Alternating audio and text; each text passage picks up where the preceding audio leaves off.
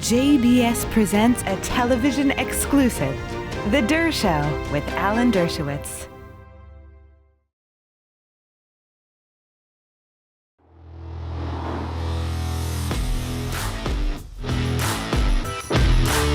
Welcome back to The Dershow. Today's show is about Hillary Clinton's new hat.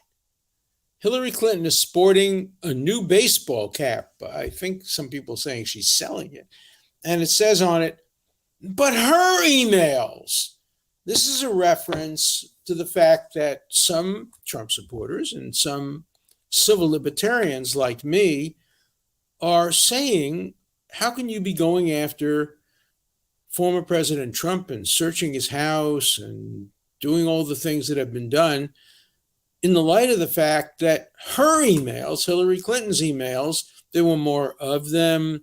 They seem to have contained more confidential material. I can't be sure of that. And there was some evidence that some were destroyed and that bleach was used on others. I'm not sure of any of these facts, but there's no doubt, and of course, former director of the FBI, Comey, stated, may have cost her the presidency when he said it, that she showed bad judgment in how she handled her emails. And so people are saying, but her emails, as if that excuses Donald Trump. No. Nobody is saying that. Hillary, you don't seem to understand the argument. The argument is a variation of what has come to be called whataboutism.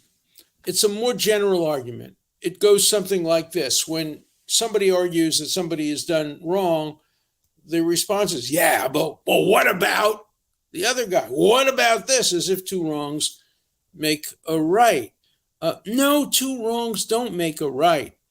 But when two comparable wrongs are punished differently, then two wrongs can make a third wrong and can make a serious wrong in a country devoted to the rule of law and governed by the Equal Protection Clause of the Constitution. Equal protection of the laws requires that similar acts be treated similarly and that different acts be treated differently. And so whataboutism turns out to be a good argument in a democracy.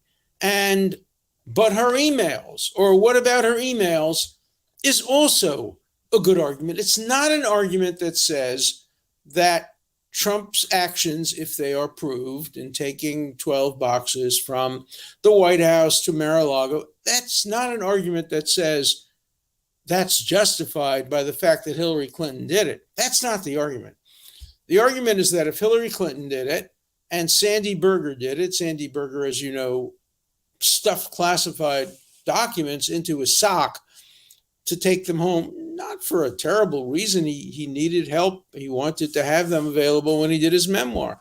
But if Sandy Berger did it, and if Hillary Clinton did it, and they weren't criminally investigated and searched, the whataboutism and but her emails argument is a good one. Why should Trump be subjected to differential treatment from two other people? If anything, a president, when he was president, had the power to declassify.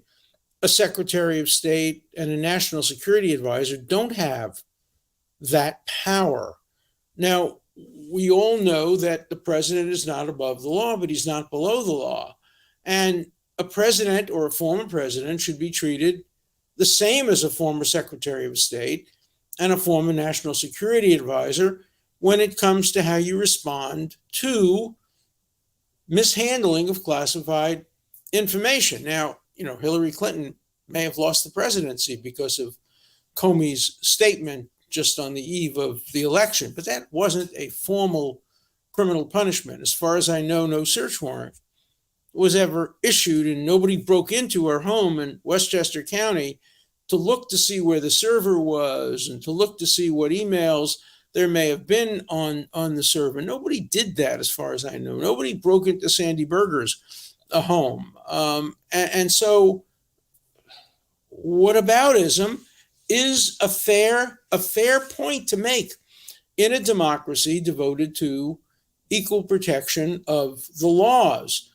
Now, again, it doesn't mean that Trump is innocent just because Clinton may not be innocent or Berger may not be innocent, but it does show that there's something wrong with a system that selectively targets and punishes one person more than other people who are similarly situated. And so, first, I wonder, why is Hillary Clinton wearing this hat? It just reminds people of her mishandling of information. After all, the opposite of the whataboutism is that it doesn't make her less culpable if Donald Trump is also culpable. It makes them both culpable. And if they're equally culpable, they should be treated equally. Now, maybe the law needs to be changed. Maybe classification standards need to be changed. Maybe there has to be a revision of Justice Department rules as to when searches are allowed rather than subpoenas. I'll tell you one rule that has to be changed. This absurd rule that says that lawyers cannot watch a search or that they can't videotape a search. All searches should be observed and watched and videotaped for purposes of assuring not only that nothing is planted, nothing is tampered with, but assuring that the public has confidence that nothing was touched and nothing was tampered with. Justice must not only be done, it must seem to be done, particularly when it comes to high-profile figures who may run for president. Now, Donald Trump may very well run for president. Conceivably, Hillary Clinton could run for president. She's not indicated she could, but she's the same essential age as Biden and Trump. And it's possible she could run. After all, she got more votes than Trump got in the election where she ran against him. So it's possible. But when you're dealing with potential presidential candidates, you have to make sure that they're treated absolutely equally. And so the Trump supporters and the civil libertarians like me who are saying, well, what about Berger? What about Hillary Clinton? But her emails, we're right to ask that question. And Hillary Clinton is wrong to try to mock that question by wearing a hat that basically says that argument is nonsense. It deserves to be on a hat, but it doesn't deserve to be in the public domain or in a court of law or in the court of public opinion. Wrong. It deserves to be in the court of public opinion. It may deserve to be in the law too. There are arguments that can be made about selective prosecution. They rarely work in the court of law, but they can work. For example, when some people try to trot out the old Logan Act, the Logan Act that says you're not allowed, if you're an American citizen, to negotiate with a foreign country. It was based on Jefferson and the people back then, and the XYZ case and the treaties that were done. It hasn't been used since 1803 or something like that. And even then it wasn't used successfully. And suddenly the Justice Department decided to trot that out to go after a few of the Trump people. No, you can't do that. First of all, there's actually a legal concept that prevents it. It's a strange word. It's called desuetude. Very few lawyers know about it. But desuetude is a concept that says that if a statute, a criminal statute, has laid dormant for many, many, many years, in this case, 200 years, 220 years, you can't just resurrect it. Resurrection is for religion. Resurrection isn't for statutes that are dead letter. If Congress wants to pass a new Logan Act, it can do so. But a statute that hasn't been used for 220 years can't suddenly be dredged up and used to target a political enemy. Now, that's not quite about whataboutism, but it's a similar concept. I mean, the basic point, the point I make repeatedly in my book, The Price of Principle, which I hope you will all buy and review and read, the point I make repeatedly is that we must have equal application of the law. You can't have one law for Republicans and one law for Democrats, one law for liberals, one law for conservatives, just like we know you can't have one law for white people and black people, for gay people and straight people. You can't have one law for Republicans and one for Democrats. And that applies not only to the strict letter of the law, but to the administration of the law, the practices that are administered, how the Justice Department proceeds.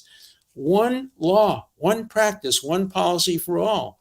And so Trump and civil libertarians are absolutely right when they point to the Hillary Clinton case and when they point to the Sandy Berger case and they say, what's good for the goose is good for the gander. The shoe has to fit on the other foot. These are cliches, but they matter. They matter. They're better cliches than two wrongs don't make a right. And it's very important in a democracy that the public demand that the same law that is applicable to one party be applicable to another. The same thing is true of the use of a search warrant instead of a subpoena. If in general subpoenas are issued in cases like this, then the Justice Department shouldn't depart because they have a political enemy targeting their sights. It's equally true of the arrest issues. I'm just reading a book by Paul Manafort called Political Prisoner about how he was treated. He was arrested. Navarro was arrested. Stone was arrested. Some of them had to wear shackles and handcuffs. You know what happens in the usual course of event if a white-collar person gets indicted by a grand jury? His lawyer, say it's me, will get a call on Monday afternoon at 4 o'clock and say, oh, by the way, your client has been indicted by the grand jury. We'd like you to bring him in. If it's convenient, tomorrow morning at 9 o'clock. No, I'll tell you, it's not convenient for me. How about if we do it on Wednesday? Oh, sure, that's no problem. Bring him in on Wednesday. We'll arraign him. Bail will be set or he'll be released on his own recognizance. And then a trial will be conducted. He's presumed innocent. We're going to treat him like a presumed innocent person. No, not when it comes to Navarro, not when it comes to Paul Manafort, not when it comes to Roger Stone. They were presumed guilty. They were arrested. They were subjected to all kinds of criminal-like controls, handcuffs, and other kinds of things. Some of them were put in jail pending bail being set. In Manafort's case, not only was he put in jail briefly, but then when he allegedly wanted to speak to a witness, which every defendant has the right to do to try to get witnesses in their behalf under the Sixth Amendment, he had his bail revoked for tampering with witnesses. It's the Justice Department that tampers with witnesses all the time. They threaten witnesses. They give offers to witnesses. If a defense attorney ever did what the Justice Department does for witnesses, every defense attorney would be in prison. Justice Department bribes witnesses to testify, not with money, with something more important than money, liberty and freedom, sometimes life. Sometimes they'll say to a person who's involved in a murder with somebody else, you're going to get the death penalty unless you testify against your co-defendant. If you do testify against your co-defendant, you won't get the death penalty. And that's not a bribe? That doesn't come under the statute that says any law enforcement official or anyone who offers anyone something of value for his testimony. Life is not something of value. $20 is something of value, but life is not something of value, or liberty is not something of value. So the Justice Department is constantly bribing.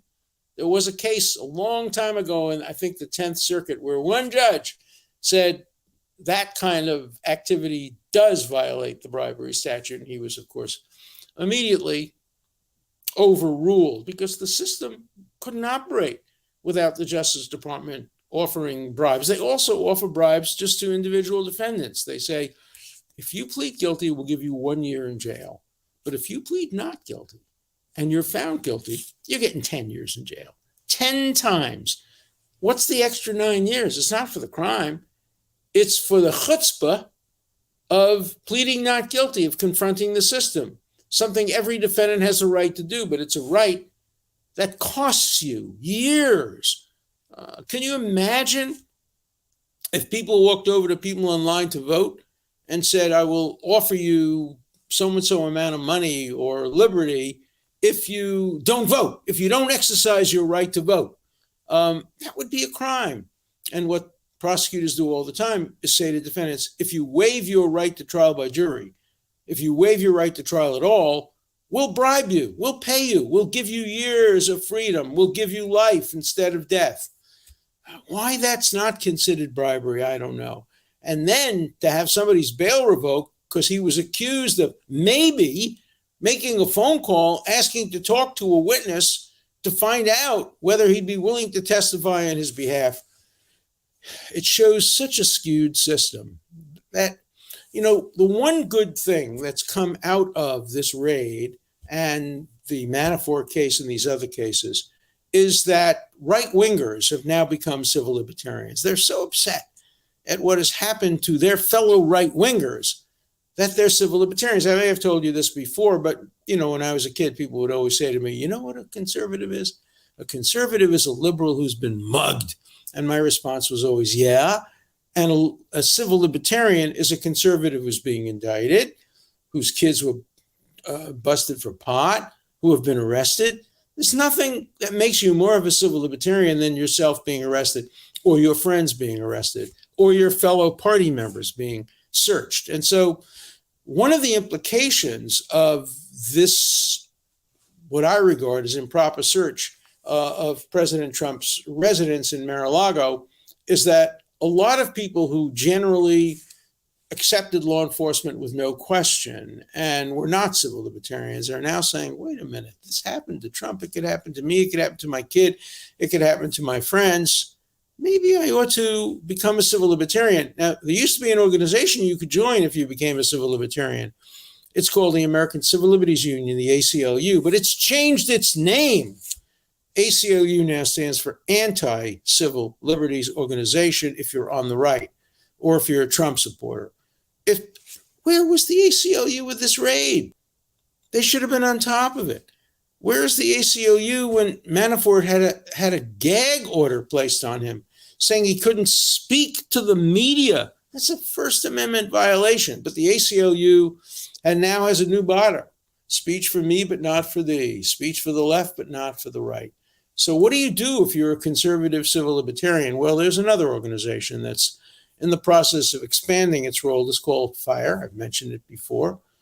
Freedom, individual responsibility, and expression, I think, is there. But that's an organization to support. I'm supporting that organization. I'm no longer supporting the ACLU. I was a national board member of the ACLU. I was the one who was voted to make policy. I was there when they decided to represent and defend Nazis marching through Skokie, a very controversial decision, which I completely supported. Not today.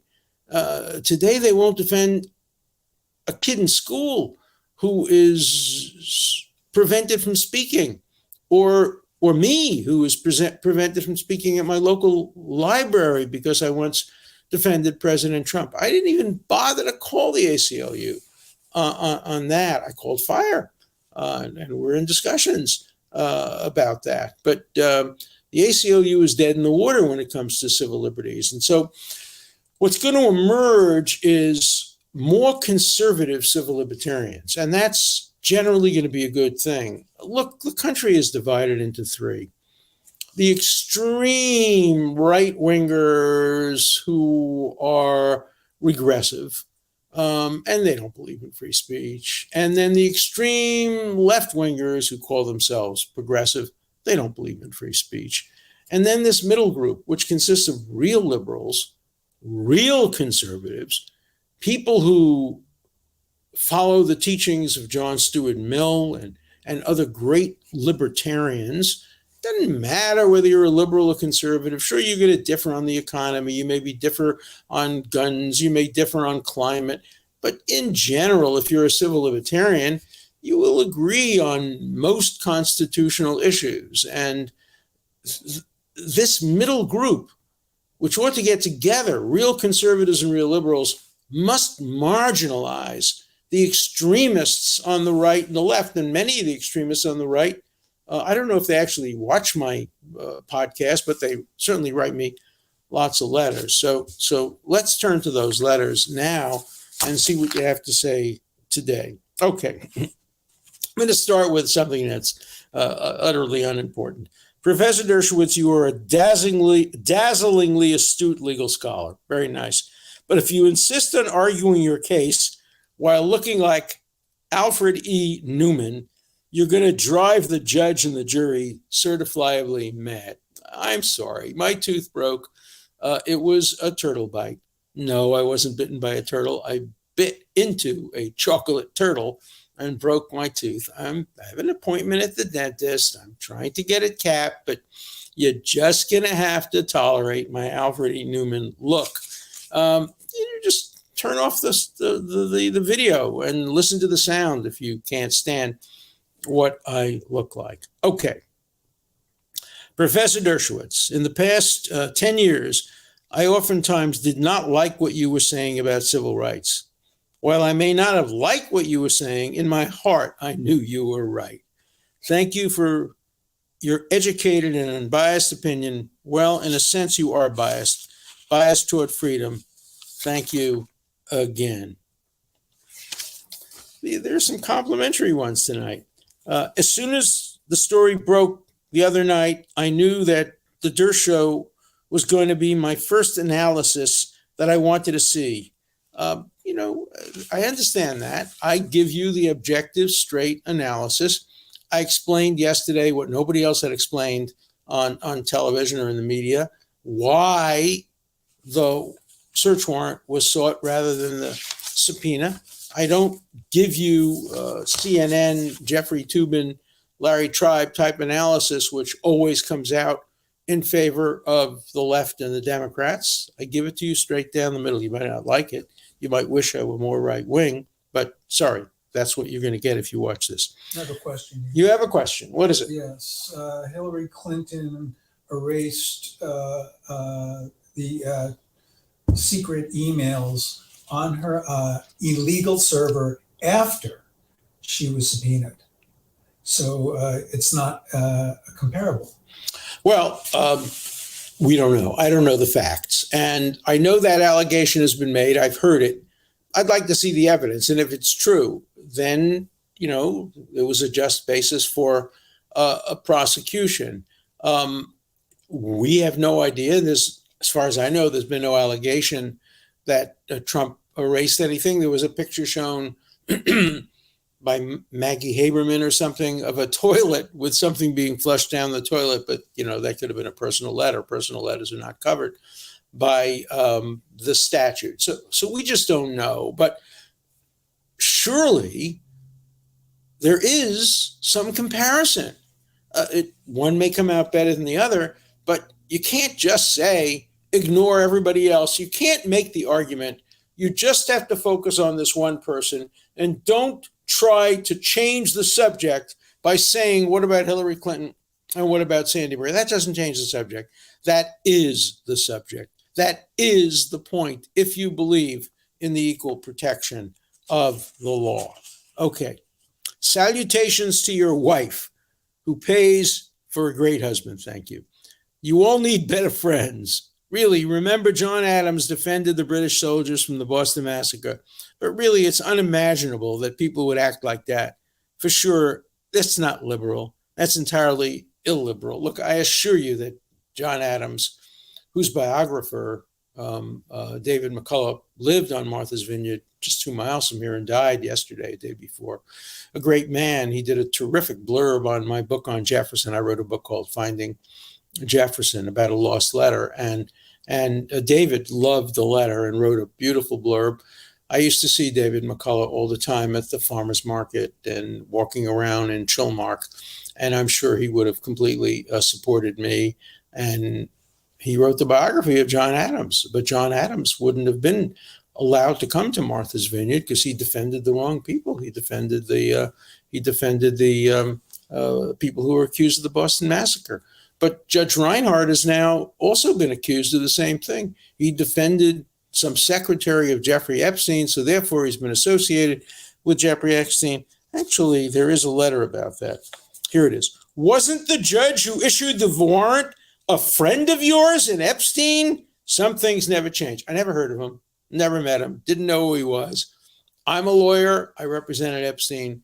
He was a lawyer. Years later, apparently, he defended one of Epstein's secretaries or something like that. Don't assume that just because we were both lawyers for the same person, that we know each other, that we're friends. No, first of all, you're not friends with your clients. You're friends you're representing them. They're a professional. It's like saying you have to be friends with your patients if you're a doctor. That's just not the case.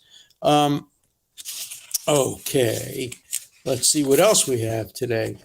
I appreciated this segment mainly because I see over and over again that you understand the importance of principle. Well, I hope so.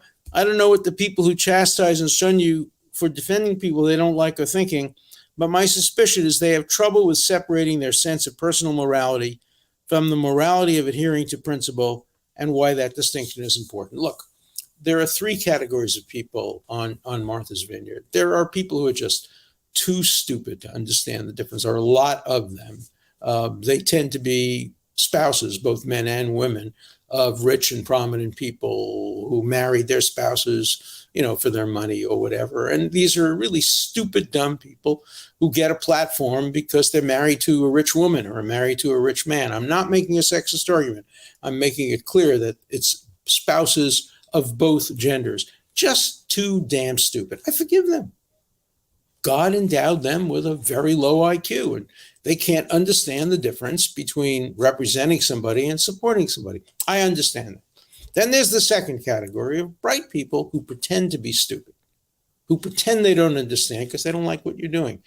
And then the third category are just pure McCarthyites. They say, I understand what you're doing. You're defending somebody who we don't like, and you shouldn't do that. We're going to shun you if you defend somebody we don't like. We would have shunned John Adams. We would have shunned Abraham Lincoln. We would have shunned Daniel Webster. We would have shunned Thurgood Marshall. We would have shunned, all important lawyers. We're just McCarthyites, and take it or leave it. Those are the three categories on the Vineyard. And if anybody from the Vineyard is watching it, tell me which category you fit into. There is no fourth category. Okay. Yeah, they threw Trump lawyers out because they wanted to plant incriminating evidence. I mean, this is the same FBI that plotted to remove Trump from office and was supposed to trust him. They couldn't give Trump a benefit of the doubt, but they wanted us to give them the benefit of the doubt. Look, I don't think the FBI planted evidence. I don't think they tampered with evidence. I have no evidence to support that, but there's always the risk. I lived in Boston when the head of the Boston office of the FBI and the immediate people below him, some of them went to jail. Others were fired for corruption, for giving Whitey Bulger, the mass murderer, a tip that he was about to be arrested so he could run away. That guy, John Connolly's in jail still, I think, today. And Morris, the other guy, the second guy in command, got thrown out of the FBI. So I love FBI agents. I know many of them, 99% of them, maybe higher, are honorable, decent men, but you always have the rotten apple somewhere. And that's why you need to be able to watch people. Who will guard the guardians is one of the most important statements that comes out of Roman law. Okay. Another complimentary one, a true maven. A maven is the Hebrew Yiddish word for somebody who understands. I love your analysis. You explain complex legal issues in such a refreshingly clear and concise fashion. Thank you. I guess I miss civil discourse in today's society. There is no civil discourse. You have to pick sides and then people scream at each other. That's what discourse is about. Larry David meeting me on the porch in Chilmark and yelling at me, you're disgusting because you patted Mike Pompeo on the back. He was my former student, and I patted him on the back for the work he did on the Abraham Accords, bringing about hopefully peace in the Middle East. Final one. Disinvited from your synagogue? What the hell is wrong with people? That crosses the line more than anything I've seen against a lawyer for simply taking a client that isn't even charged with a violent crime. I wouldn't make a difference between violent crime and nonviolent crime. Look, my friend Ron Sullivan is a wonderful example of that. He defended a guy charged with a double murder, a tight end for the New England Patriots. And he was the dean of a college at Harvard. Nobody in the House complained about that. Double murder? What's the big deal? Double murder. We're not afraid of a lawyer for representing double murder. Then he represented Harvey Weinstein, and they said, we're afraid of him. We're afraid of him and his wife because they represented Harvey Weinstein. You know what I say to them? You're full of it. You're a liar. I don't care if you're a student. You're a damn liar. You're not afraid of him. You're just lying about that. And deans and presidents accept the lies of students. They're lying when they said they're afraid of Ron Sullivan. They weren't afraid of him when he represented a double accused murderer, and they weren't afraid of him with Weinstein. They just didn't like it, and they used fear as an excuse and a justification. Okay, see you next week. Maybe there'll be more breaking news like there was over the past few days. In any event, I'll be there, and you'll be there to listen to me and correct me and criticize me with your letters. See you next week.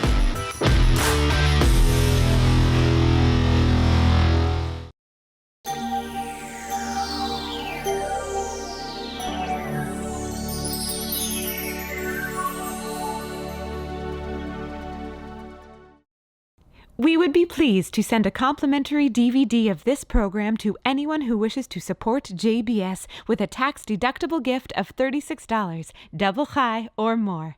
Simply visit the JBS website at jbstv.org and click on the donate button to make a donation by PayPal or your credit card. And please indicate the program for which you would like a DVD.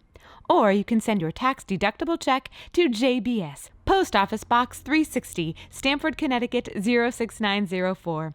Or you can call the JBS Pledge Line at 833-MY-JBS-TV. That's 833-695-2788. And again, please remember to indicate which program you would like to receive with our compliments.